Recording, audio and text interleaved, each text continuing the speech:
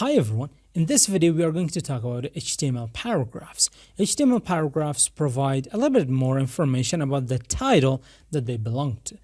So the way that we can create HTML paragraphs, they are basically any text paragraph that you see in your books. So it's the same idea. Now the name of the element is P, so we are just going to write P. This is an HTML element. It is a complete element. It is not a self-closing element. Self-closing elements are elements which do not have the ending tag. For example, this meta element, it is a self-closing element. This is also a self-closing element. This meta is also a self-closing element.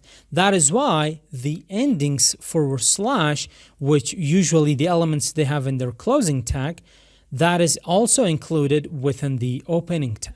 So the opening tag and the closing tag, both of them are the same. They don't have basically two tags. They only have one tag, and that is basically, you could call it the opening or you could call it the ending, doesn't really matter. These are self-closing tags. So now in here you can write anything that you want, and it will be displayed on the browser. So I'm going to say this is my very first HTML para. I'm just going to say para. And when you save it, you're going to see the changes reflected here. Now the font size of the paragraph is going to be different than the font size of our HTML headings because this is a different element. Therefore, the browser provides different styles for it. Now, when you're creating websites, you're often basically playing around with them, you're testing, you're experimenting, and writing all these lines, it's like tedious most of the times. So there is a shortcut for you to be able that we can use with paragraphs, and that is going to generate basically dummy text for us, and that is lorem.